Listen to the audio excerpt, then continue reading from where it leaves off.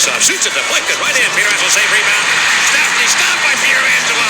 I don't believe that save. Neither does Peter Stastny. He can't believe the save that Pietrangelo just made on him as Frankie Sparkly. Now that maneuver there to stop and rob Peter Stastny. He get 5 to 10 for that.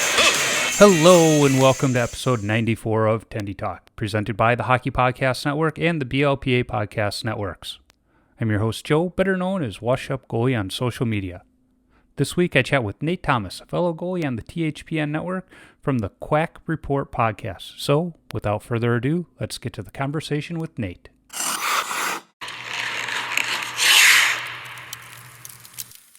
All right, Nate. Hey, thanks for joining me on the podcast. Good to have another fellow Hockey Podcast Network host on with me. Yeah, thank you very much for having me. I was pleasantly surprised, I guess, when you messaged me and asked if I wanted to hop on. I was like, I got limited actual hockey experience, I guess, but I love the position. Yeah, sure, I'll come talk. Well, and that's the idea behind the podcast. So it's talking to goalies of all ages, and I've had youth hockey goalies on and skill level. So. You're not the first goalie I've had on that never really played organized hockey. It was more kind of the street hockey, pond hockey kind of guy. But then I've had gold medal winners, Stanley Cup winner, Hall of Famer, so it's like everything in between. Because at the end of the day, when one goalie talks to another goalie, we all get it. But, doesn't matter at what speed or what level we saw the game in, we all understand it. And I think that's the great thing about the position within the sport. Yeah, absolutely. And I was just checking out before we hopped on here, actually, with the backup goalie or I guess not the backup goalie, sorry, the E-Bug that came in for the Dallas Anaheim game. Oh, what was his name? Tom Tom. Yeah. And it was a great sounding interview so far. I'm almost done it. So, and yeah, that was fun to listen to because and we might have to connect after even on if you can give me contact info, because obviously I do the Quack Report on the network here as well, which is the Anaheim podcast. It'd be fun to talk to him too about that experience, but I think you actually got that pretty well covered, so I might even just back off on it. Well, and Tom was just so cool because again, we think of this typical path in hockey, and he was born in England. And so and now he wound up playing some minor league hockey and got into an NHL game. It's like you can't dream that stuff up, but that's how it works out, Yeah, exactly. The non-conventional routes are always the good stories, right? Yeah, and it helps that Tom is just such a nice guy too. So. Probably could have talked to him all day if I had the time. So you've got the podcast talking about the Ducks. How did you get started in hockey? How did you discover this great sport? I think I was just always kind of around it. I can't think of a specific moment, I guess. I'm from Southern Alberta, Medicine Hat specifically. So, we had the hometown Tigers. My cousin was my cousins all played hockey growing up as well. My I guess family friend that we call uncle had a brief stint in the NHL with the Bruins in the 90s as well. And so hockey's just always kind of been around, I guess. So it was more just that I just got into it more later. I guess kind of before I was 10 years old kind of thing, the big really diving into it moment for me, I remember, was the 2004 run for the Calgary Flames. But hockey there was never a first moment, I guess, that I can think of. Hockey was just always around. So yeah, no, you said something there. That the person we called uncle, and my wife, when we met, I told her, my dad's got one sister, my mom's got 3 sisters, and she's like, okay. And then I just kept talking about all of these aunts and uncles, and she's trying to do this math in her head, and she's like, how are you related to them? And I'm like, well, I'm Irish for one, and I'm from the south side of Chicago for 2. So we have on the Irish side of the family, it's anybody that's my dad's generation or older that is family are just aunt and uncle. And she's like, but technically it's your second cousin. I was like, yeah, but it's my uncle, you know? Yeah, exactly. Yeah, And there's she's that. like, huh? And then she's like, so how's this person related to your mom or your dad? It's like, well, they're not. But why Yeah. do you call them aunt and uncle? Well, because just because. And so it's Yeah. kind of funny. When we were at my mom's memorial service, my kids were meeting some of the family, and I was like, this is my, you know, my one aunt, and I stop and look at the kids. Is like, this is an actual aunt. Like this is your grandma's sister, and like, oh, okay, Yeah. yeah. And then it was like, and this is Aunt Char, but we're not technically related to her. And they're like, okay, Yeah. so how's that one work? And but it was just kind of funny connecting all those dots for the kids. Yeah, exactly. Yeah. My in-laws pick on me from time to time about that. But they understand it. So, you're growing up in Alberta, but you've got a podcast for the Ducks. Like, are the Ducks just your favorite team, or you saw kind of the opportunity because there wasn't a lot out there for the Ducks? How did that one pan out for you? So that one's a really interesting story. It started out with a different show at first that myself and my co-host Carter were doing along with another buddy of ours, Steven. And I think it was called the Shooting Around Show, and it was just kind of like we talk hockey all the time, like, oh, let's just make a podcast out of it, kind of like before, oh, hey, let's make a podcast became kind of a meme almost. And so yeah, we just kind of started that, and we were only like 2 episodes in, and I think it was Isha, who is no longer like one of the heads, I guess, at the network. Yeah. But he had reached out to us actually and was like, hey, like I love the quality of your guys' stuff. Like, it sounds great, especially. And I was kind of laughing because Carter and I are both sound engineering degrees behind us as well. So we're like, well, hope it sounds good, but thanks. Yeah. And he was just like, hey, like we're I think this was about like a month before the network like launched as a whole. And the whole idea, right, was to start with 32 shows, or I guess 31 at the time, to cover the 31 NHL teams. Yeah. And they're like, so the guys that were going to do Anaheim, their hometown team and the team that they cheer for, the Pittsburgh Penguins, became available. So they moved to do that. We have an opening for Anaheim, and we are kind of scrambling here, actually. Would you guys consider doing it? And it was definitely a conversation for the three of us, because you had a Flames fan, an Oilers fan, and an Avalanche fan being asked to talk about the Ducks. So Yeah. it was definitely interesting from the start. And Well, I mean, you listen back to those early episodes, we're trying to figure out our way through, not even just, podcasting or that, but also just this team that was kind of thrust upon us in a way. But no, I definitely consider myself at this point a Ducks fan. And I think Carter does as well. I got not just the one jersey even behind me. I got a few and that kind of thing. So this is year 4 of the show for us, on year 4 of the network. And I've loved every minute of it. Well, and you start out really giving the unbiased opinion of the team then too, because you don't have those beer goggles of, oh, it's my team. It's like, no, you can poke the holes in them if you really wanted to, because of that. Yeah, exactly. And I think we still try to keep like 1 foot, 1 foot out of the fandom in a way as well, to be able to kind of give that stuff. But the fandom is definitely creeping in for sure. Yeah. I got my start out of college in sports journalism, and, I was able to cover some college and pro stuff. And it's funny because in the press box, you're not supposed, it's posted no cheering for either team, but it's like, no, you're fans of either the game, because growing up in Chicago and then moving to Minnesota, like, if I'm going to a Gopher football game, unless they're playing Illinois, like, who cares?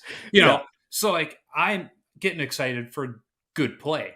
But then there's the Minnesotans in the press box that are cheering for the Gophers, and Gopher football, it's not necessarily cheering, but more groaning for the football team.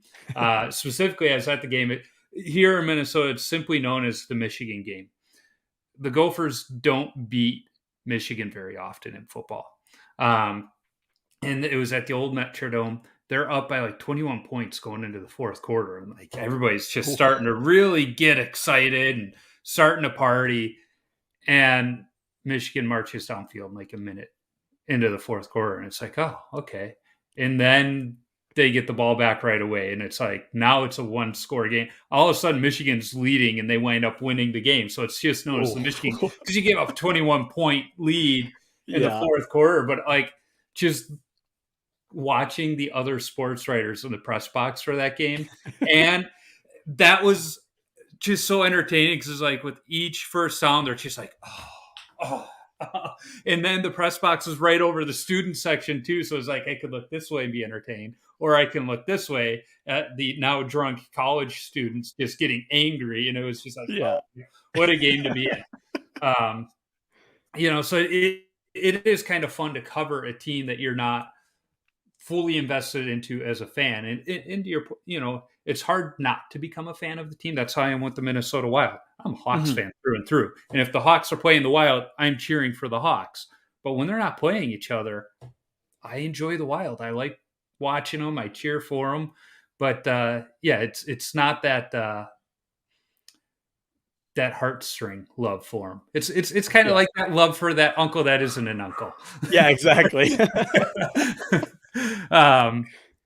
So you get that going, and it is fun.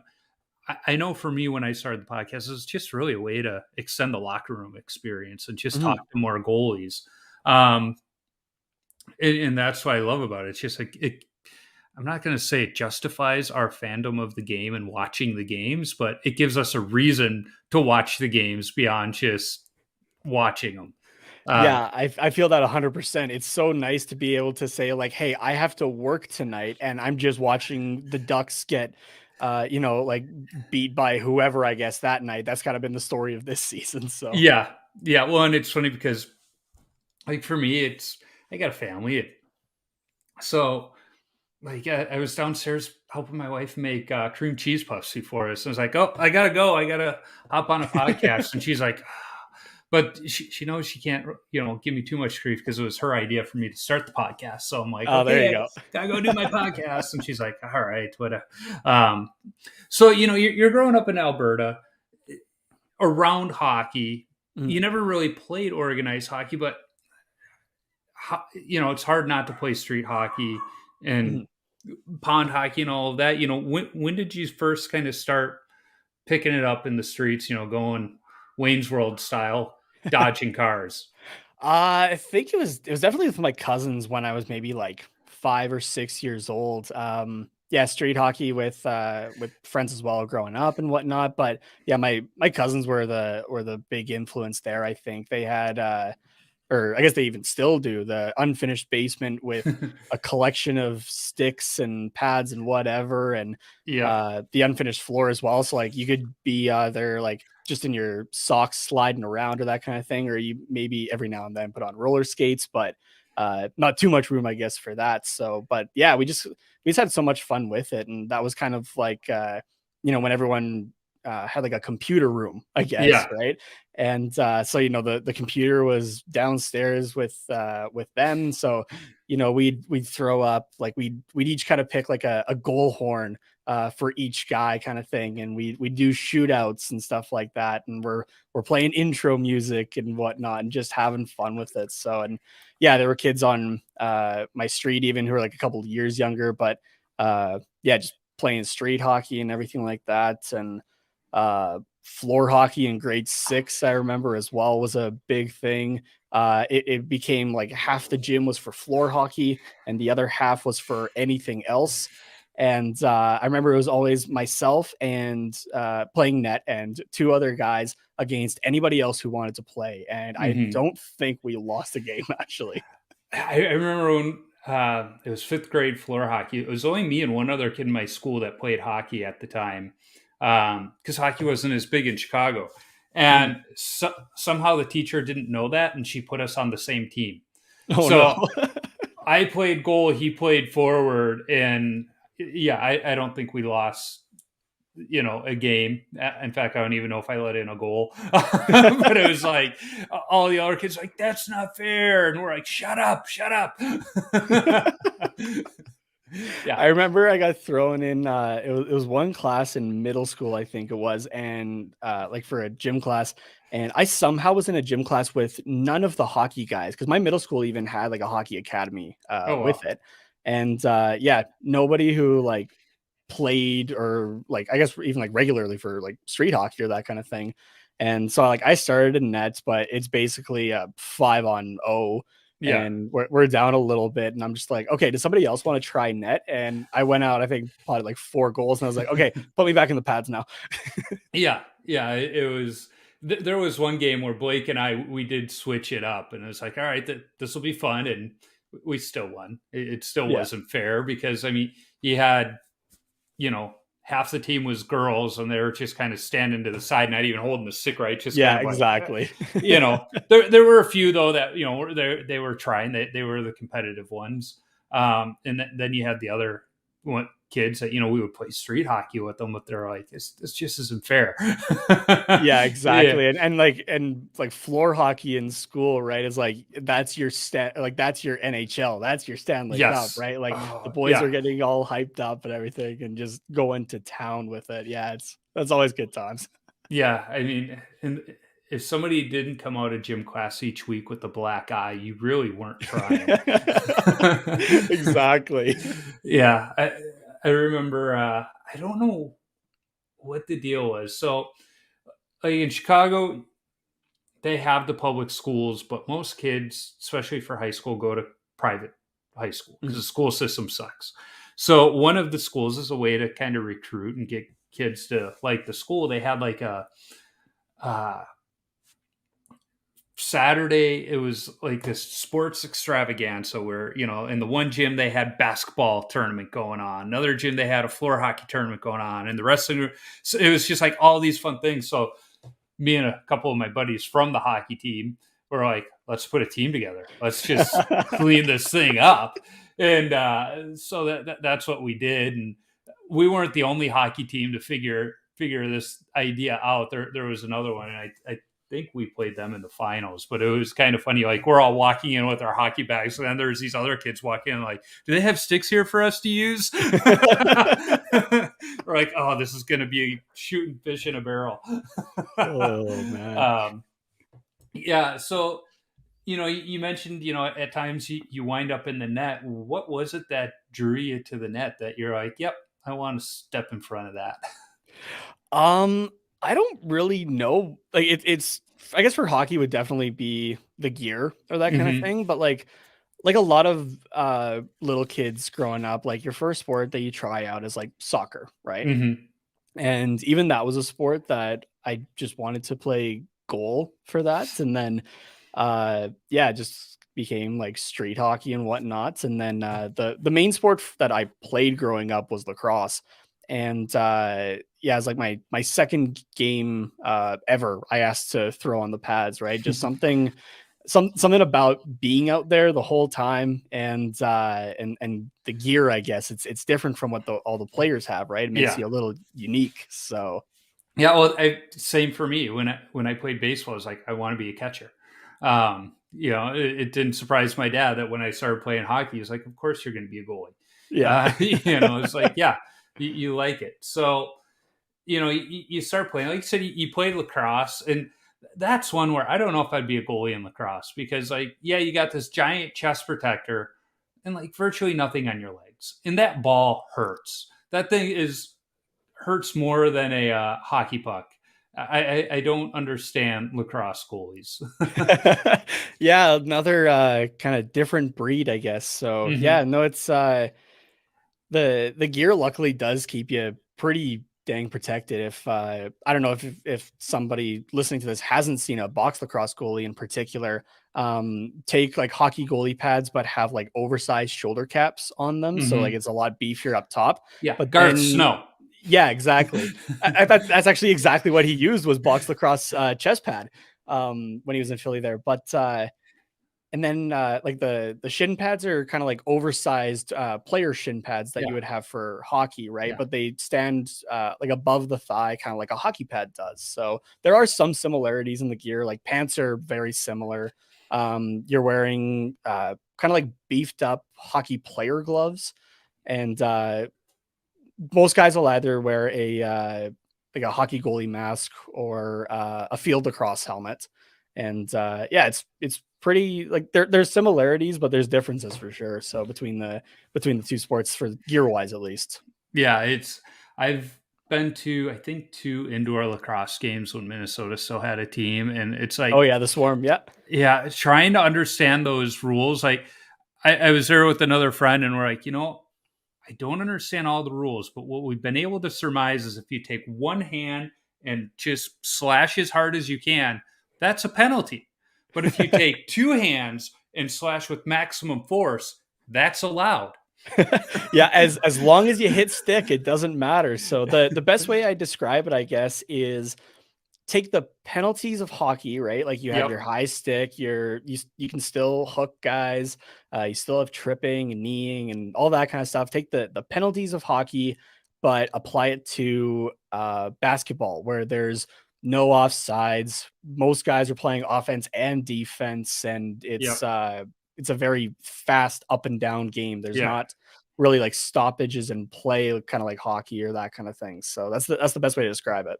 Yeah, but I mean, I thoroughly enjoyed it, but it was one of those where it's just trying to figure out the game, and then you turn on ESPN when they have college lacrosse on, and it's a different game because it's on the big field, and so it's a little more soccer like in that there's more strategy and not just trying to run and gun everything. Yeah, exactly. And then you have another change in the goalie gear there, where they're basically wearing the equivalent of a like a baseball back catcher's chest pad, quarterback shorts. And the only difference between field lacrosse goalie gloves and player gloves is just a little extra padding on the thumb, but otherwise it's the exact same. You have just like a field helmet, the same as any other player wears, with a throat guard, like a dangler hanging off of it. And that sport, though, you're more trying to catch the ball because it's in a 6x6 net compared to box lacrosse, which is 4x4 or 4x4 9, I think it is. So, but yeah, it's one of those where it's like, yeah, every now and then I'll stop. And what gets me to lacrosse is, the guys are all protected, and then when the girls play, they're just wearing nothing. Right, Yeah. they're wearing gloves, little eye goggles, in a skirt. And it's like, apparently the sport is safer when girls play it. I don't know. Yeah, I think it's there's no, like, you can have stick contact in it. Which, like, sometimes they wear gloves. From what I've seen, though, like, most of the time they don't. So like that terrifies me of like getting a finger slashed off or that kind of thing. But there's no contact in that. But let me tell you though, from either girls I've played with or girls I've even coached throughout the years, girls playing box lacrosse are dangerous. Yes. Because if you give them any little bit of like, oh yeah, go ahead, they will take advantage and put you on your ass. They are vicious. Our good friend, their daughter plays high school lacrosse, and she's, playing, on one of these travel teams, and probably will play in college given the opportunity. But it's like, I wouldn't go out there and play against her with just gloves and some goggles. I would want to like, she is mean out there, might look nice and sweet off the field, but put her on the field, she's mean. There's one girl that I played with last winter, and it was during the intermissions. It was just kind of like a shinny thing, right? Where like, everyone tosses their sticks in the middle and you divide up and go like that. And it's like during the intermission, I think I asked her, and she was like 17. I'm like, have you ever clocked your shot before?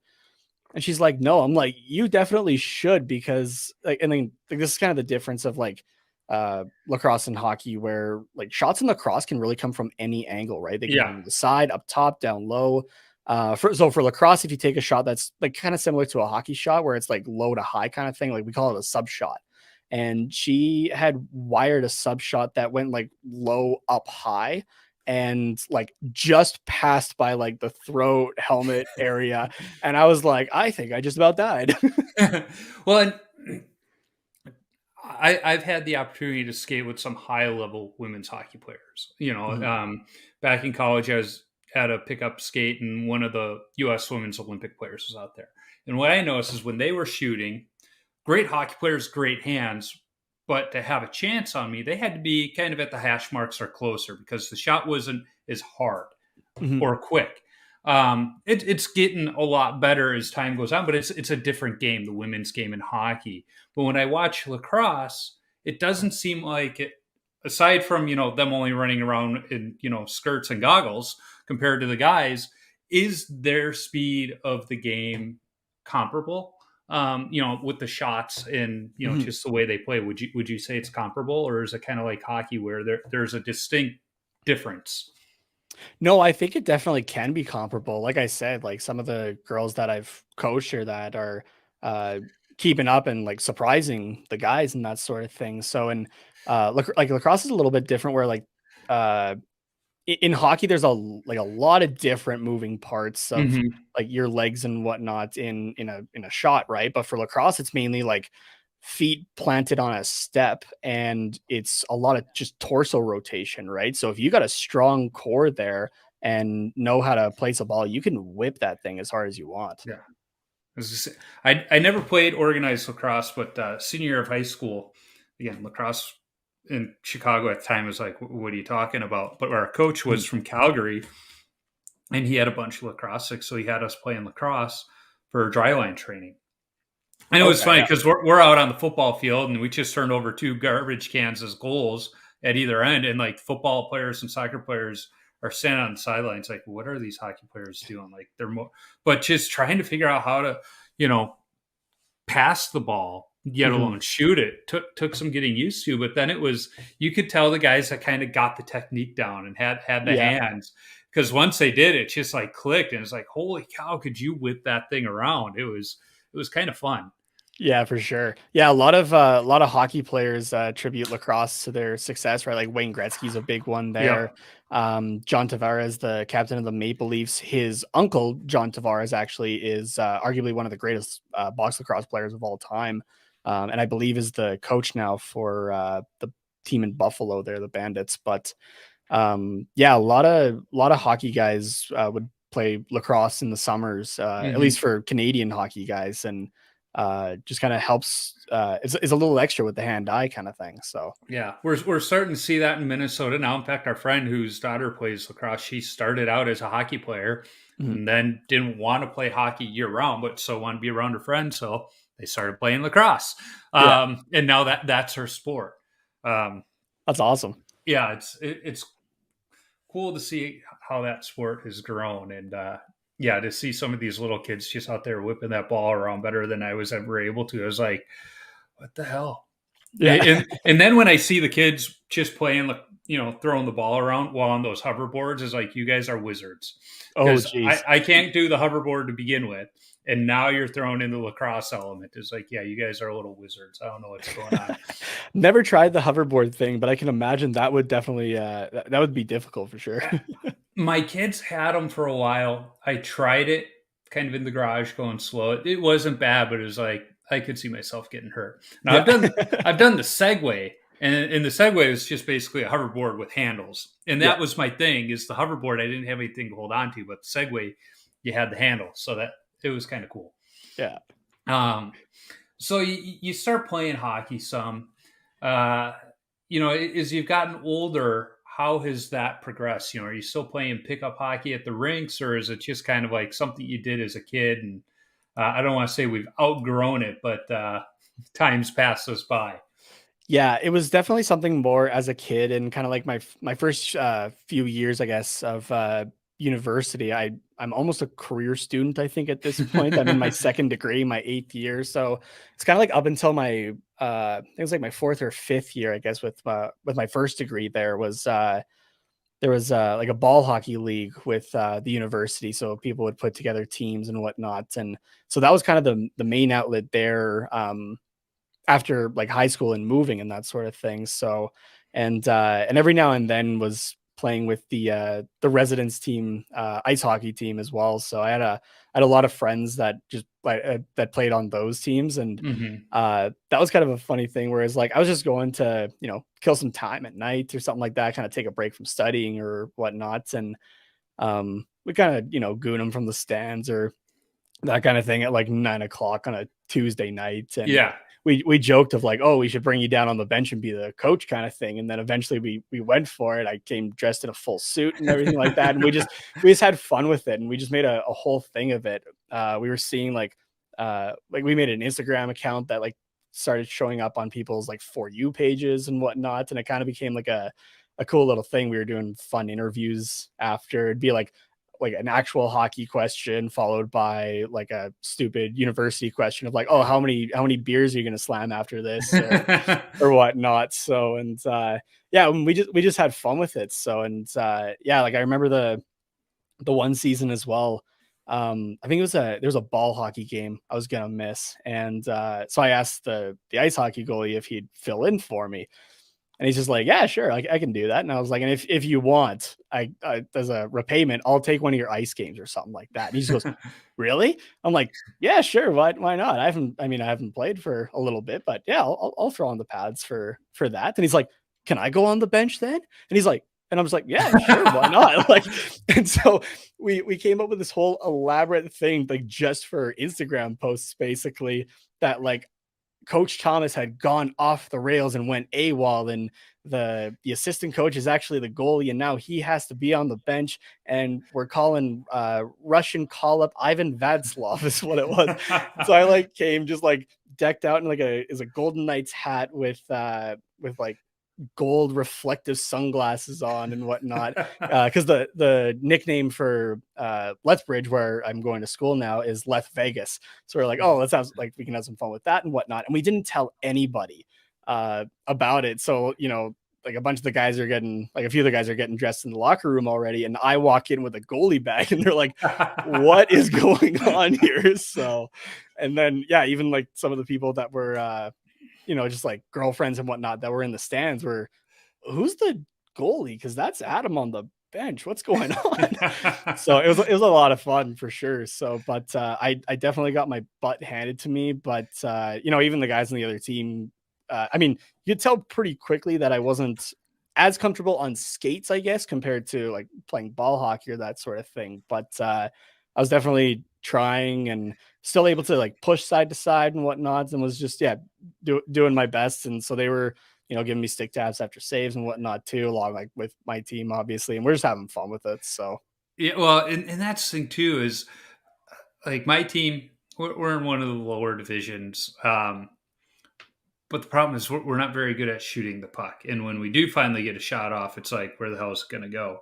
And so like this last week, we were playing a team where if we had a full bench, we would have beat them, because one of the things is their goalie wasn't very good. He was a beginner, Mm-hmm. But it doesn't matter. If you're in that net, you're taking up net, and to score the goals, you still got to play somewhere the goalie isn't. And sometimes if you don't know where that goalie is going, that makes it harder, because with a goalie who plays regularly, you kind of understand where they think they're going to go. Mm-hmm. But when they don't even know where they're going, that makes it, it's kind of like a goalie playing down, into a beginner's league. I encourage or encounter this myself. I find it a lot harder to play down than it is to play up, because when I go down, it's like, this is what should happen on a, 2-on-1 when they pass the puck, but they couldn't catch the pass. And when they did, they fumbled it, and then they passed it back over, and they did the same thing. So now I'm just way out of position and they have an empty net. It's not because I was a terrible goalie. It was because it broken play. What are you going to do? Yeah, no, I remember one guy that I grew up playing lacrosse with, and like even played a couple years of junior with. His brothers all played and that sort of thing, and he always like he wasn't, I guess, like as athletic, I guess, as them. His words, not mine. And but I hated when he shot on me in practice, because he was one of those guys that he's just whipping the ball. He doesn't know where it's going. So like you can't get a read on his stick whatsoever. And but the dude had a cannon of a shot, and he definitely put up like, lacrosse seasons are shorter, like 18 games for a regular season, but he'd still put up like 5-6 goals. And he'd come to the bench. My dad was the trainer for me, for my team in junior. And he'd tell me after, he's just like, yeah, he came onto the bench and was just like, oh, that worked out. Like, just didn't know where he was shooting. So like, how's a goalie supposed to know? I had a teammate in college, good player, good stick handler, a playmaker. But when he shot the puck, you never knew where it was going. Yeah. And it was my sophomore year, and I had a Hasek style helmet at the time. Oh, yeah. And he's coming down, and he just releases this puck, and it hits me square on the Cooper. Oh, cracks the helmet, gives me my second concussion in my college career. Oh, no. And like, he's apologetic. He's like, man, I didn't mean to hit you. And like, the only player on my team who would not intentionally shoot at my head. I knew that. So it's like, I know you didn't mean to. You just don't know where your shot's going, just like the rest of us, because it's like, even if you would read the puck off of his stick, it's like, it should be going here. No, it's going there, but it was, exactly. He felt so bad. I was like, don't worry about it. I'll be fine. Now I got to sit out a week. Cause it was right after that happened. The coach blew the whistle to come to the bench to go over the next play. And, everybody goes back to their sides. And there were 3 goalies. So it was supposed to be my turn to, take a break, but I just stayed at the bench, and the coach is like, what's wrong? Is like, I got hit in the head. And then he sees my helmet. He goes, well, you need to go see the trainers. And I looked at him, I go, no. And he's like, you need to go see the trainers. And I said, no, because they're going to tell me I have to take my equipment off and I can't put it back on for a week until I'm cleared. And he's like, you need to go see the trainers. I was like, So I'm skating over, because our trainers during practice would sit in the penalty box. So I'm skating over to the penalty. I've already got my chest protector and jersey off before I get, and they're like, what's wrong? Is like, you're going to tell me I have a concussion. And because my freshman year, it was like my second game I started. We were playing a junior B team, and I was never good at playing the puck. In this particular instance, I had enough time. I come out, I play the puck. I was between the hash mark on the top of the circle to my left. And I watch the puck bank off the board and hit my teammate at center ice. That's how much time I had. This kid on the other team didn't let off the gas. He came full speed, elbows to the head, both elbows. Now, what really upset me at this game is the only game all year nobody's parents were there with a video camera. Because this is before every team taping games and everything. The only game nobody's parents were there with a video camera. And what my teammates tell me, because I don't remember, I was knocked out at this point. I was parallel with the ice, facing down, and my body did 2 full rotations before my head came down and hit the ice. Well, we've got possession of the puck, so they don't blow it dead yet. It's a delayed penalty. And my teammates told me I laid there for about 20 seconds while play continued. Oh, geez. And when I heard the whistle, I kind of came to and kind of started getting up. Well, because I was getting up, moving, our trainer never came out to check on me. Oh, no. We had like 8 minutes left in the game. And I'm not kidding you. This part I remember, I, with my glove, held onto the crossbar so I wouldn't fall over. Still made saves, didn't allow any goals, and got the W. Jesus. And we're in the locker room after the game. I'm just kind of out of it. And they always had like a box of fruit and some sandwiches after the game. Yeah. And I got half my stuff off, and I'm eating an apple. And I'm halfway through the apple. I'm like, I don't like apples. And one of my teammates starts laughing. And I go, did I get hit in the game? And like, kid from across the locker room, he's like, oh, did you ever get hit? I was like, no. And then like our captain kind of looked at me. He's like, you should go see the trainer. So probably. I walked down to the trainer's room, and they're like, what are you doing here? I was like, they told me I got hit. And she was like, oh, you got rocked. I was like, I don't remember it.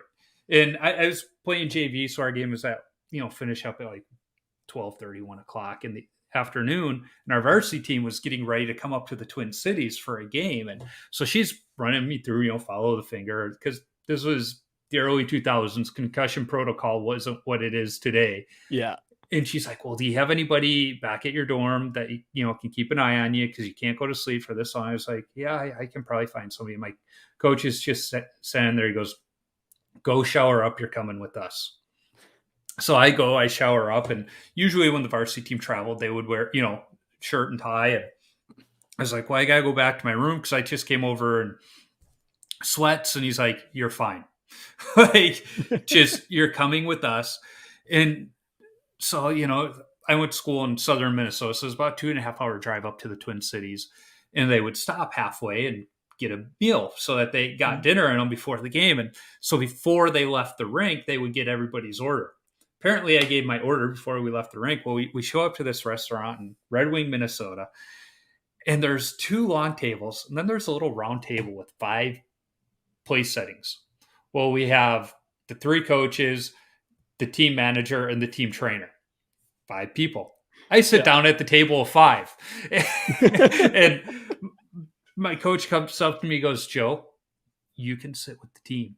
I go, oh, okay. So I start picking up like the silverware and the plates. He goes, no, they have those over there, Joe.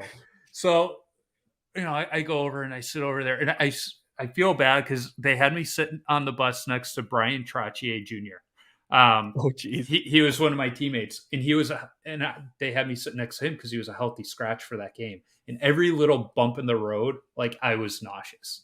And, but Trotch is now a doctor. So it's like, okay, at least somebody that should have been watching me was watching me on that road. Yeah. Like, he knew what he was in for.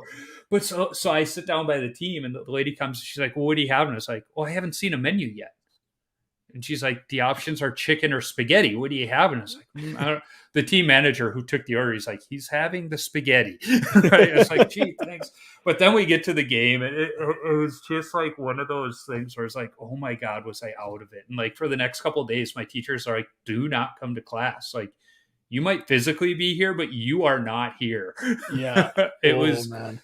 Thank God it was the last game before Christmas break, so I didn't miss any games. But when I went home for Christmas, I was still at a point where I went to my family doctor, and he sent me for an MRI to make sure there was no major damage. And because it was a family doctor that I've been seeing for years, we knew him well. Calls up, he's like, "Well, we got good news and we got bad news." It's like, "Okay, well, what's the good news?" And he goes, "Well, we found a brain up there." It's like, "Thanks, Doc." I was like, "What's the bad news?" He's like, "Bad news is there's nothing wrong with you, so you're just going to have to deal with the headaches for as long as they happen." So it's like, okay, all right, I can deal with that. Well, here I am all these years later. I still get migraines, but that's another story. But it was just funny. It's like when your doctor is picking on you in your concussion, it was like, oh, Jesus. Yeah. Oh, man. And like, that's the terrifying part of being a goalie and getting hurt, right? Is like, for players, right? Like, there's probably a spot for you when you come back, but for goalies, you got 2 spots, right? And one guy gets to play at a time. If you're out for an extended period, might not be your spot anymore. Like, I know my last 2 years of junior for lacrosse there, I was dealing with injuries that I probably shouldn't have been playing through. Like one was like my hip was really screwed up, and it was actually kind of the doctor that I went and seen was kind of like, okay, well, it's a mix of it's getting really tight from like sitting around a lot, like just in class or studying or that kind of thing. But then it's also the dropping down into that butterfly for ball hockey because you don't have that give like on ice, right? For kind of like the slide or that. So he's like, it's basically like a bunch of shocks to your hip along with it being static. And even every now and then, like I'll still kind of feel like tighten up or whatever. And it's not a great feeling. And I think it was my last season. I was like, I don't want to, like, I definitely don't want to miss my last one, but right. Or no, sorry.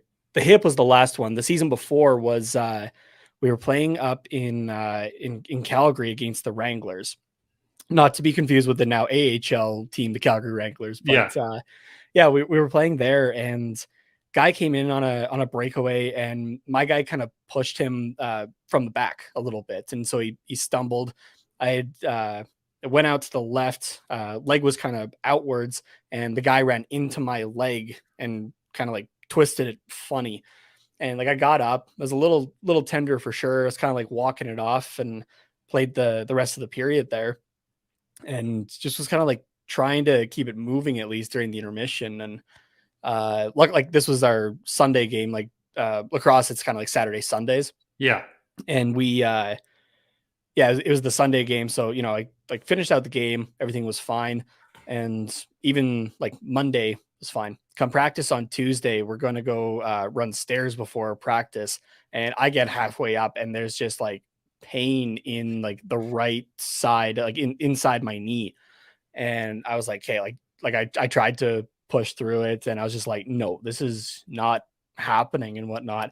And went and got it checked. And like I'd really badly pulled and like they were wondering even of like they didn't send me for any MRIs or that, but they were like, there might be like even just like minor, like very minor tear in your MCL here. Mm-hmm. And so it was like, okay, like stay off it for, you know, like a day or two. Like you'll probably have to miss practices for this week, but like we'll get you in for physiotherapy and just try to get it healed back up and whatnot. So I was doing physio twice a week for 2 practices and 2 games a week at that point. So, because especially for lacrosse, because it's such a short season, you're really riding a guy that would be like a starter kind of thing, right? So it's lacrosse. There's not so much of a tandem thing. So it was basically like, yeah, there was a guy that was a couple years younger.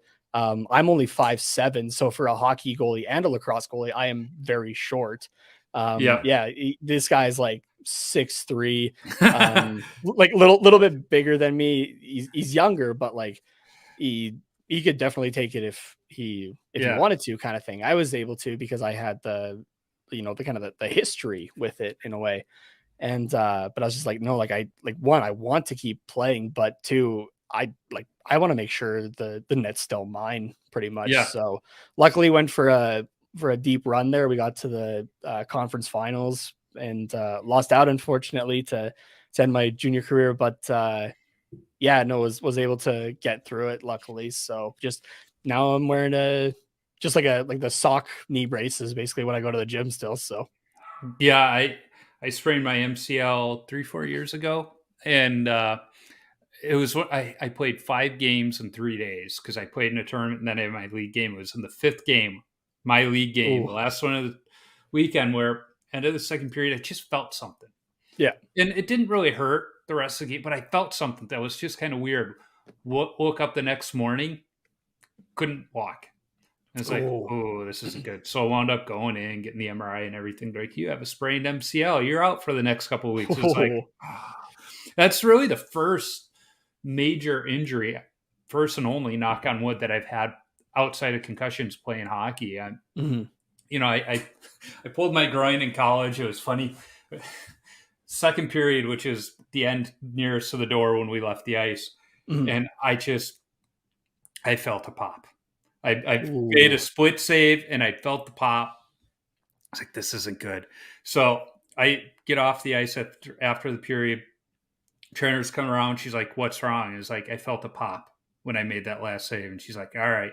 So went back into the trainer's room and she's like, I'm not putting my hands down your hockey pants. Cause she knew that I played in the nude I didn't wear shorts or anything. She's like, I'm not putting my hands down there. She's like, you know, how do you feel? It's like, it hurts, but I feel like I can finish the game. So they gave me basically the icy hot to rub, on my leg, and I finished the game. And so that game was on a Saturday, and she's like, come down into the trainer's room Monday morning. Because after the game, then she stretched my leg out real good. And she's like, come down to the trainer's room Monday after class. We're going to get you stretched out, see how you're doing. So I go down there, and there's a softball player down there already. Same injury, pulled groin. And she's in like week 8 of rehab. And so she's just sitting there kind of afterwards with some kind of like Russian simulation where they're sending shockwaves through her thigh or something. And so now the trainer's stretching me out, and she's got my leg at 90 degrees. Well, normally I could touch my nose with my knee. So she's got my leg at 90 degrees, and the softball player's like, what's wrong with you? It's like, I pulled my groin. And she's like, yeah, me too. She's like, I'm kind of at the same spot, with my rehab. And I was like, oh, when did you get hurt?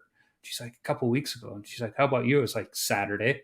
She's like, and you're already at this point?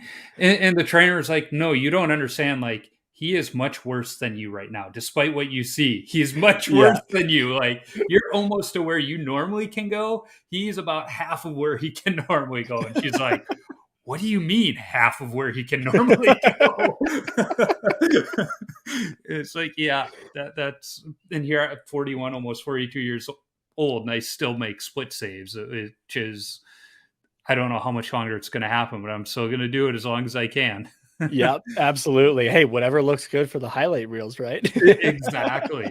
So we've been talking, well, I want to be mindful of time. I end every episode with the same 10 questions. I've asked every single guest these. And the first one is, what's the craziest coaching moment from your playing days? And this could be lacrosse, hockey, whatever. Oh, craziest coaching moment was definitely, I think it was my second year of junior. And for lacrosse, again, you're normally you're shooting overhand. That's kind of how you learn and whatnot. And then it's like, as you get better, you learn your sidearm and your underarm kind of thing. There was one guy on our team that played hockey as well, named Ryan Miller, not the Buffalo, Vancouver, Anaheim goalie, but man, he looked like him too. Actually, it's kind of funny, but he could not throw an overhand shot to save his life, which would throw every other goalie and player off when he's almost playing it like hockey, where everything is like down at his feet, and it just screwed up everybody. There was one practice that everybody, it seemed, was doing sidearms or underhands. And I was getting like maybe 2 out of every 10 shots actually like coming on net and hitting me. Everything was going wide or that sort of thing.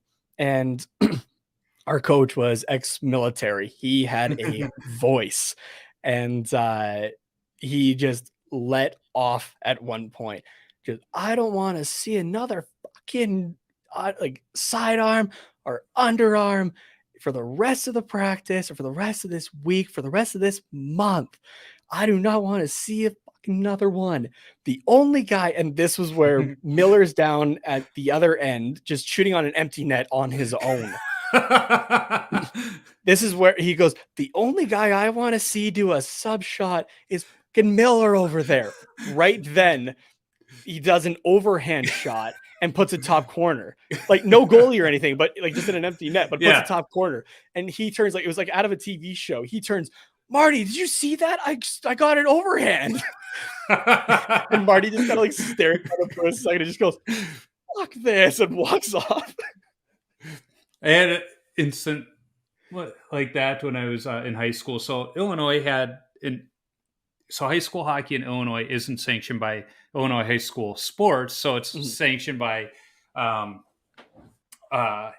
which is Illinois' hockey governing body. And so AHI had this, I don't remember if it was AHI or the high school league had this rule where coaches had to have background checks and it was a brand new rule because of something that happened. Well, because it was high school hockey, there was a confusion for some of like, well, should it be, is it okay if they don't get them because of this rule overriding this rule or whatnot? So our coaches wound up getting like a 1 week suspension. And for whatever reason, or no, not what they each got a 1 week suspension, but they made it so that they didn't have to serve it at the same time. But our assistant coach had graduated high school like the year before. So our head coach was like, you know what? We should have somebody else with a little more experience on the bench this week. So he had a friend who had his background check, all of that. He's like, he's going to come. He's going to coach you guys for the week. You've only got 1 game, but a couple practices. So this guy's running practice, and he calls everybody to center ice. Well, I didn't hear it, and I'm just down in my end, tootling around. And he yells at me. He's like, get over here. So I get over. He's like, are you deaf or something? It's like, actually, coach, I'm 40% deaf because I am. And he's like, oh, now you're being a smart ass, aren't you? Blah, blah. And my teammates right in the back like, coach, no. He really is. And he's like, oh, well, I'm sorry. He's like, but I was probably being a little bit of a smart ass. So, but the coach is like, son of like, then after practice, like one of my teammates, he's like, so what can't you hear? And I just looked at him and was like, if I could hear that, I wouldn't be partially deaf. Now, would I?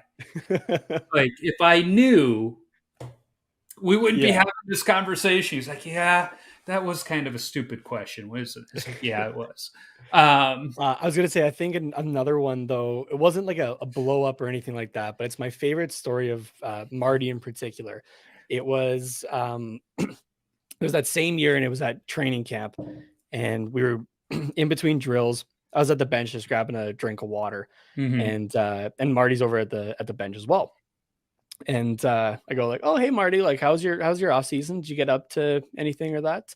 And like I said, I'm only like 5'7", right? Like not a very tall guy. And he doesn't answer any of my questions. He just gives me the up down and just goes, "You didn't grow up an inch," and walked away. I was like, "Oh, good to see you too." So like I know Nice. he would have wished that I was just a little bit taller, but like he knew that I was able to make it up with just like being able to move, basically. So because you definitely have like some box lacrosse goalies that are they're the big guys, right? That definitely fill out the net, but they don't move as fast as some other guys. Kind of thing. It's like hockey. If you find that right mixture of the size and the mobility, right, it works off really well. So yeah, and it's funny. Like I remember talking to Steve McKeegan about this. Like size shouldn't be the determining factor. I mean, the Toronto Maple Leafs are famous for, if you're under, I think it's 6'3", they will not look at you as a goaltender. Look at some of the goalies right now that they would pass up: Vasilevsky, Shesterkin. Some of these guys, like, they wouldn't look at him. A guy like Mike Richter, they won't look at him just because of their height. But they're some of the best goalies to play the game. At some point you have to say, you know what? They're pretty athletic. They're pretty technical. They're pretty good. It bugs me when somebody's like, oh, they're a short goalie. Can they still stop the puck? Yeah. Because who else is a short hockey player? Patrick Kane. But he's one of the greatest U.S. born hockey players ever to play the game. Yeah. Who else? But yeah, Patrick Kane, Johnny Gaudreau, Martin St. Louis, right? All small guys. Yeah. So it's like size. Yeah, I get that there's a correlation. Some of the guys, the bigger the guy, the bigger the hit. Bigger the goalie, they take up more space. But if they got the skill, let them play. Yeah, exactly. So the next question: what's your favorite all-time goalie mask? Oh, all-time goalie mask. I'm a sucker for Marty Brodeur's mask still. I really enjoy simplicity in certain things, especially with artwork. Don't get me wrong though, there are some that are just like beautiful pieces of work that like have a lot of intricacy to it and whatnot. But Martin Brodeur's mask has always been one that I've really enjoyed. Marc-Andre Fleury's current jersey or mask right now with the Minnesota Wild is interesting, but I do still like it. I guess just for a bit more of a more recent one, but and that was a guy that I loved watching growing up was Marc-Andre Fleury, and then Mika Kiprusoff's masks as well throughout the years with the flaming skulls. Those were always great to watch. Yeah, I talked to his mask painter. He lives not far from me, and really? About painting those. Yeah. But Fleury's mask in Chicago, that second one he had that was done for Native American Heritage Month or whatnot, that he wound up finishing with black one. Yeah. Oh, that just looked so sweet with those jerseys, and then the story behind it to find out that his wife is part Native as well. It was just a cool mask. His Wild one, it's cool when you get to look at it close. Yeah. But when you're watching the game from the stands, it's like, what's on there? What's it supposed to be? Yeah. But it is nicely done. I'll say that much. So the next one's going to be a fun one. What's your favorite rink that you've played at? Oh man. I was fortunate enough actually with like the junior combine that we had. I got to play at the Scotiabank Saddle Dome actually, which was pretty cool. So, and it was like you signed up to like play in front of scouts and coaches for juniors and whatnots. And you got you got a ticket for that night's Roughnecks game.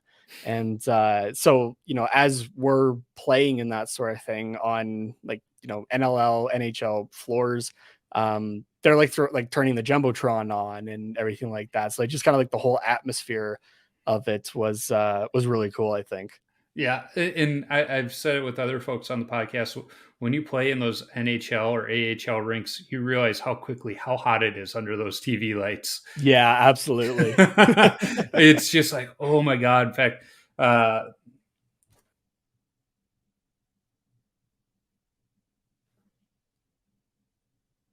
Oh, I lost your sound. I think. Oh, it looks like you're muted. I don't know what's happening there, but I'm back. Yeah, there we go. I got you.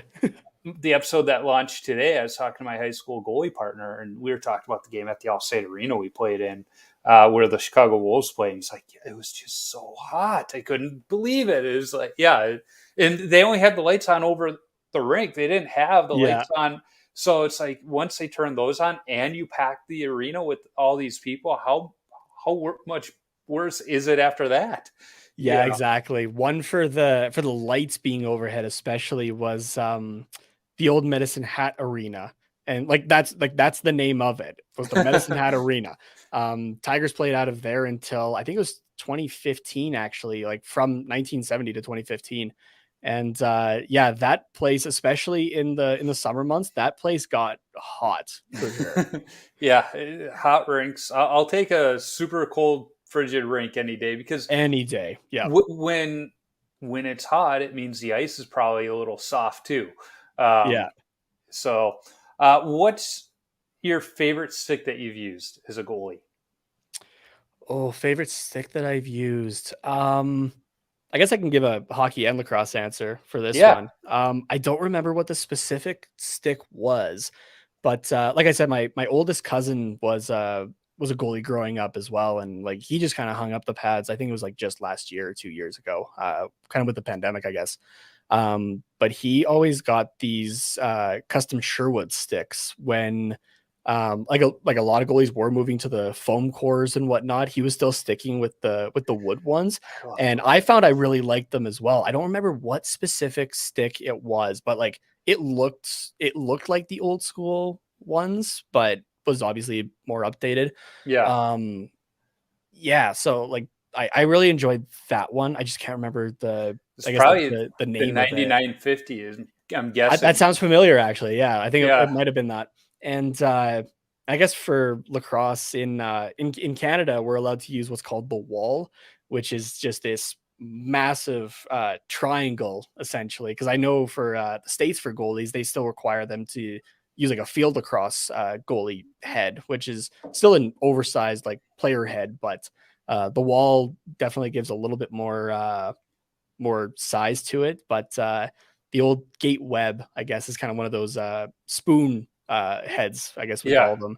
And but it was designed for box lacrosse, so it had just like a little bit more to it and that sort of thing. I love that one. I still have one in my closet, and they don't make them anymore. So if you see them on there's like how there's Facebook pages, like a big one for hockey goalies obviously is GGSU.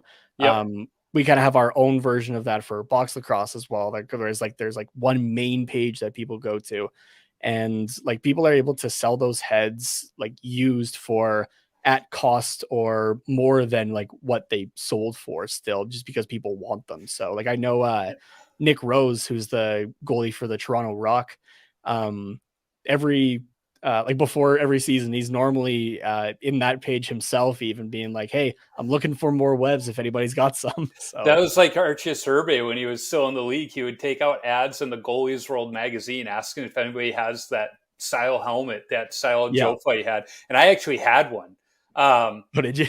It was the first helmet I had, and it, my mom and dad found me this helmet at a Sport Mart, and it was an adult large, and I'm just this little, way too big for me, but I had one. And so I responded to it. It's like, hey, I got one. And, his equipment manager is like, we just found a stock of like 25 of them in an old deal, thanks, but no thanks. Was like, yeah, they got lucky and found some old pro shop that still had a bunch laying around, because they would just get them and put a fresh coat of paint on them. Yeah, it's crazy sometimes when guys they find what they like, and they'll search for it.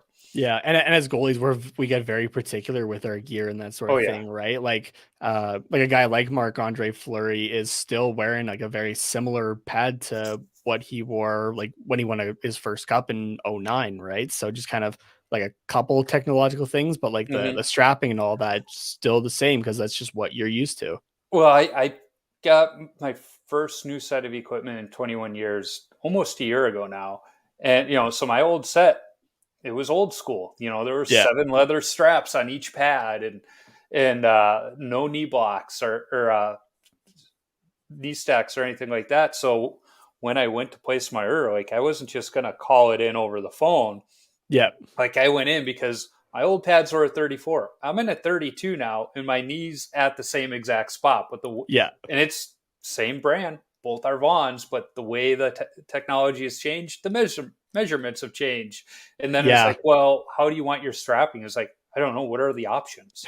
Like I had them put a leather strap on the top just for aesthetic. It serves no purpose, but it's like, I cannot go from 7 to none. Yeah, exactly. Yeah. I know for me, like my older cousin getting some new gear and that kind of thing.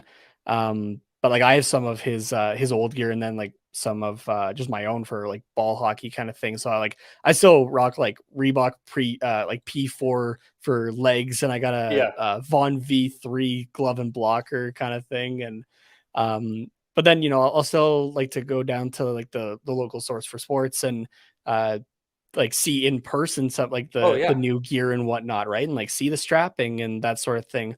Lacrosse pads are interesting for the legs, at least, where it's a lot of like buckle clips. And but the like the elastic straps now on hockey pads, I'd love to transfer that to a set of lacrosse pads, and I think that'd be a lot of fun. So, but yeah. Just the technology is so much fun with goalie gear, and I love to keep up with it. Like I know I bought my last set of equipment. Like I went in knowing it was so. Like I went a little overboard. I got custom graphic and everything else, and so it's like I'm cool with that. But every year when I go to the Let's Play Hockey Expo, I'm still going to look at the new stuff just to see what's the hype, Yeah, and like I know for myself, even I went up to Calgary for the. I was going to visit my grandparents, and it happened to be the same day was the Calgary Flames equipment sale, and so they had a bunch of goalie gear, like a bunch of like Talbot's old pads still and whatnot, and like I'm like, I'm not buying this. I'm taking a look at the sizing. I'm like, I'm definitely not going to be able to wear it. Right. Because I think I wear like it would be like a 31 or a 32, and these are like 35s or like a large and a Bauer. And I'm just like, but like just looking at just kind of like the subtle difference as compared to like a stock pad or that kind of thing. So it's so much fun to take a look at. Just everyone has their own little things that they like to do with it. So well, it's with my pads. Like the guy I work with, he's like, you've been wearing these old soft pads, like we're going to want to change it up so they're a little bit softer than the stock pad. So we softened them up a little bit, made the boot break a little more flexible. So I don't know. I've had them almost a year. I absolutely love them. And most importantly, I look good out there. There you go. I look good while I'm letting those goals in. Look good, think you play good. Yeah, exactly. So the next question, what's your favorite youth hockey memory? Again, I guess like I didn't really play organized growing up, so I guess it would have been like again my cousin's backyard rink, and they had so it's like the backyard rink, and then this old like little trailer, like if you unfolded the table to become a bed kind of thing, like that takes up the trailer. They had one of those as well that was like right up against the boards with like for the door and whatnot, and like we had a heater in there, and like we would just spend hours out there on that backyard rink. And I'd throw on my younger cousin's set of pads because we were around the same height, and that's kind of was his chance to go and play out. And we would just play for hours out there. And a particular memory, I guess, was after the golden goal in 2010, we were like, there was a bunch of people over at my cousin's house to watch that game. And, after like us kids kind of settled down, first thing we did was go back outside, throw on our skates and gear and whatnot. And we were like recreating the moments essentially. So like playing in their backyard is definitely a good one. And I mean, not to help with the stereotype of, goalies being weird or whatnot, but I remember there was one day, like my aunt takes a look out the back window to see see how we're doing and that kind of thing. And my two cousins are at one end of the rink of the yard, and I'm at the other end in the one net, and they're just like just shooting shots, and I'm purposely putting my head in the way of each shot. And she's just like, yeah, all of you boys are weird. Yeah. I may have done similar things, ask my teammates to shoot at my head. So what's the best chirp you've heard on the ice, off the ice, directed at you, not directed at you, just in your days playing sports? Oh man, best chirp. I don't even know if this one was necessarily a chirp, but this was just another goalie having a good time. So I've also officiated lacrosse now for 10, 11 years, like since I was 14. And I remember there was this one game I was doing, and it was it was U16. One team was like really good, undefeated in the season. The other team like hadn't had a win all year, constantly getting blown out and whatnot. But that goalie is out there just doing his best and having fun with it. And I think it was his team got a penalty, and so play's about to restart. And he turns to the one guy on the other team, and like he's been cracking jokes throughout the game. Yeah. And this is just the one that got me for some reason. He's just looking over at the guy. He just goes, "Hey, number whatever, what's your favorite kind of bubble gum?" And he's like, the guy kind of turns confused, and he's like, "What? Bubble gum? What's your favorite kind of bubble gum?" It's like, I don't know. And he's like, "How do you not know what your favorite kind of bubble gum is? Everybody's got a favorite kind of bubble gum." And that was the point. I just lost it. I just like doubled over, and I'm like trying to keep my eye on the play as it's starting, and I'm just laughing at it. So it was, that was, not necessarily a chirp, but just a moment that like has stuck with me for like a few years at this point. Well, and to me, those are the best chirps, because like it literally has nothing to do with the game, but it's just enough to throw somebody off and get them to stop and be like, "What?" Yeah. Like, I do remember one directed at me though, and this guy was going around to, I kid you not, every single one of my teammates saying something. And it was eventually my turn. So he comes up and, he's pulling kind of the usuals of, "Oh, Swiss cheese. We're going to like, we're kicking your ass," and everything like that. And I'm just like, "Dude, just double check the scoreboard." And we were up by 10 on them. He didn't say anything to anybody after that point. Yeah. There was one game we were just getting smoked. It was like 8-1 or something. But it's one of those games, like you've probably had them too, where you're playing really well, but they're just finding a way to score. Yeah. But you're playing so well that they're getting frustrated because they feel like they're not scoring.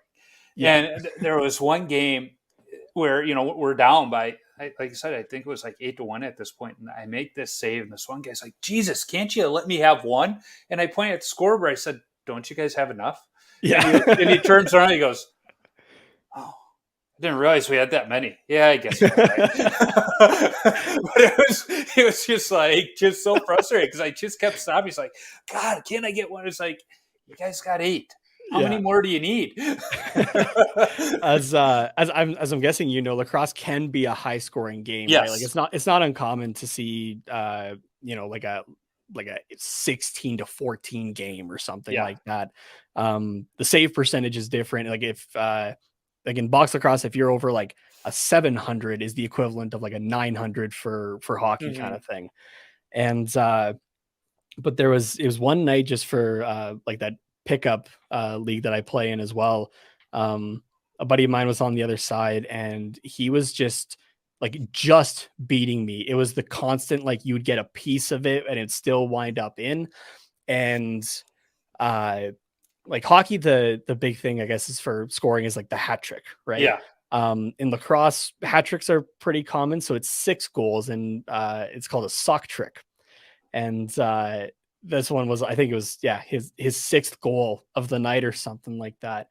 And as I'm just like reaching behind me to fish the ball out of the net, and I just like look at him and I just go, "You can at least buy me dinner before you fuck me first." And he was laughing at that one pretty good. So, oh, nice. So the next question: what's the worst post game beer? worst post game beer? Oh man, a bunch of my friends swore by this one. And I think it was purely just the fact that it was cheap. Black Ice. Oof, Not I've never even good. heard of that one. It must be a Canadian thing then. It's not great stuff. Either that or TNT. And I remember one teammate of mine took it even like a little farther with the TNT for a rookie party. He filled the sink with like hot, like almost boiling water and left these beers in there. And that's what he was giving his rookie. I'm like, oh, dude, like that's like I just gave my rookie a shot at Everclear, but like that's worse, I think. Yes, that is borderline abuse. Yeah. So when you tape your goalie stick, do you go heel to toe or toe to heel? Oh, I go heel to toe. Okay, you're in the majority there, so that's good. So what's your favorite number to wear and why? Oh man, I grew up wearing, it was like 1 or 30, I guess. And I guess I'll stick with those. Number 1 was like Roberto Luongo's number, that kind of thing. Mm-hmm. And that's just like that just has always felt like a goalie number, right? Yeah. So that was always a fun one to rock, and especially when you're the first guy out there, like you are number 1. If you're the starting goalie, you are number 1. Yeah. Number 30 was another number that was just like a classic goalie number. My cousin wore that one growing up as well. My uncle, for his brief stint in the NHL, was 33, I think he was. So it's kind of close, I guess, in that respect. But I think those 2 numbers were big ones for me growing up, at least. And now for my winter league, I luckily it's not a hockey league. I wear number 99, so gotta make a new goalie number out of that one. So you're seeing goalies in hockey kind of go all over the place now with numbers, and I'm all for it. It's just like you hear the story behind it. But 99 in hockey, unless like you're a mite or a squirt, like they truly did retire it like across the board. Like I don't think I have seen a beer leaguer wearing 99.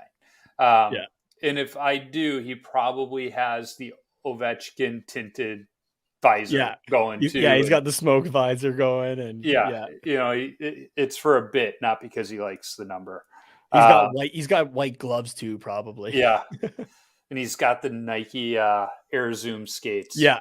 Which I still have those rollerblades, and I absolutely love them. I bought them when I was in high school. They were probably $250 at the time, which is super expensive, but they're the most comfortable skate I've worn. And I absolutely love them. Like if I was a forward in those years, I probably would have wanted those skates. They're awesome skates. Sorry, go ahead. I was going to say, I've had people offer to buy them from me still today. I'm like, nope, not giving them up.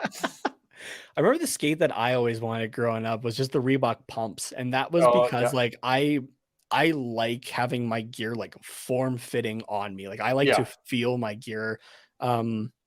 Like even for hockey pads, like compared to a lot of guys, my ankle straps are way too tight for some people. Right. But then it's just kind of, I'll just like loosen it as it goes up kind of thing to allow the rotation, that sort of thing. But for at least skates, is like I liked my skates tight, and I was just like, oh, but if I get the pumps, then it's the laces and you get the air compressed in there that like really lock my foot in. So never got a pair. Can't buy them like new anymore or anything like that. So you would have loved coming up in the era I did where, for leg pads, we had the 7 straps, and the idea was to basically treat each strap as a tourniquet and get it as tight as you could.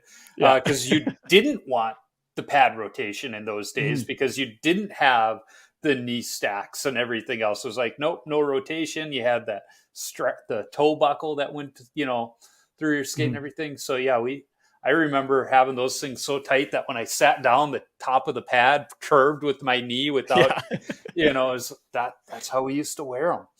Yeah, I just remember like seeing like every now and then you'd have a guy that's like got way too loose of pads and they would like over rotate on him or that kind of thing. And I'm just like, okay, yeah, this maybe isn't enough compared to some guys, but like I want to make sure I have control of what I'm wearing. Right. So yeah, that was another thing when I was getting my pads. It's like, a lot of people now, they don't even go with the toe strap or the heel strap anymore. It's like, have you seen my old stuff? Yes, I'm going with it. I need that peace of mind that, and he's like, well, there's two angles you can have it at. One to go through the Lundy loop is like, my skates still have cowlings on them. Do you think I have the Lundy loop on them? He's like, all right, no, we'll have it at the angle to go underneath the skate then. He's like, okay, yep, still got to take that into account that even though you're getting new pads, you're still skating in 20 some odd year old skates, can't pop the blades out of them. Nope. Yeah. So the last question, what advice do you have for young goaltenders? Oh man. Advice for young goaltenders. Just don't give up on yourself. You may have the occasional games where you're getting scored on a little bit more than you probably would normally or that kind of thing. Just don't get down on yourself. Don't give up. Everyone's got their bad days. I still have them at 25, turning 26 and whatnot. And whether for ball hockey, lacrosse, whatever, right? Just brush it off, play the next one. Don't be like the goalies in the early 2000 EA NHL games where they're like slamming the sticks and whatnot after, like you let in the second goal of the game. Like, just keep at it. And don't give up on yourself. That's a big thing. Well, and it's okay to have a temper once in a while. And I say that because when I was in high school, I was known to break sticks over my knee if I was really upset. Until I had to start buying them myself. Then that ended. And they weren't even at a price of what they are now. They were, I think they were $50 a piece at that point. And I was like, nope, I can't afford that on my own. Well, Nate, it's been really fun chatting with you. Where can folks find you on social media and your podcast? You can find the podcast on Twitter, Instagram, and YouTube at Quack Report Pod. And you can find myself primarily on Twitter is the place that I like to use, at Tatenamas, TATENHOMAS. And I guess if you're in the Southern Alberta area as well, you can catch me as the announcer for the Coaldale Copperheads junior hockey team. So nice. And I'll put links to those different social media accounts in the notes because we're goalies and we can't remember how to spell, so we just rather click. So thanks again. We're going to keep in touch, and it's been fun chatting. Yeah, thank you very much for having me on. All right, let's hit end here.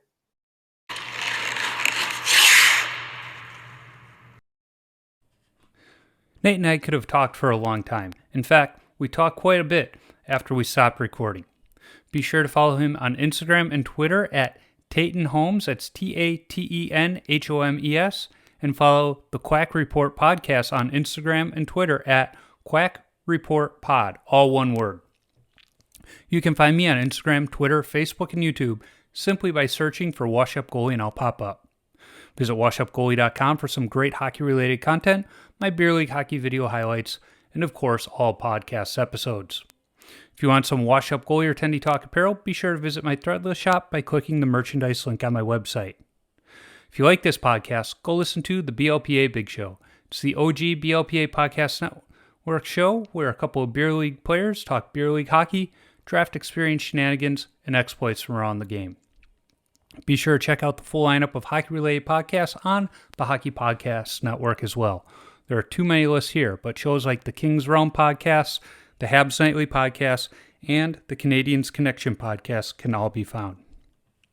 If you're looking for something good to read, get yourself a subscription to the Vintage Tendy magazine. Published quarterly, the magazine takes a deep dive into an 80s or 90s era goalie, and in the first 5 issues, they've covered goalies like Felix Potvin, Grant Fuhr, Tim Shovelday, Jocelyn Thibault, Ken Reggett, John Van Beesbrook, and even episode 20 guest, mask painter and creator Don Strauss.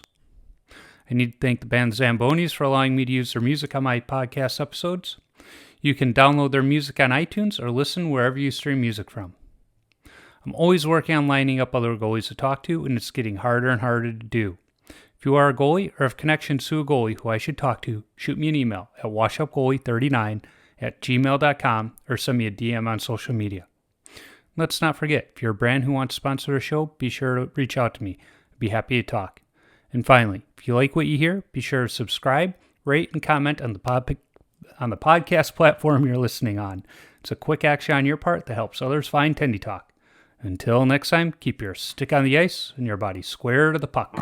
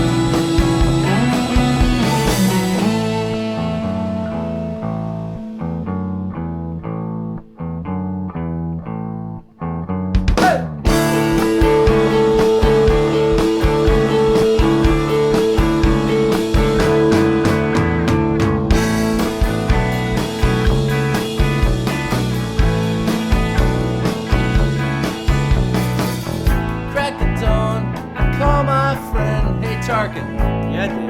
Hey, have you checked out the pond today? It's funny you ask. I was just down there this morning. Yeah, any good news? Well, Dave,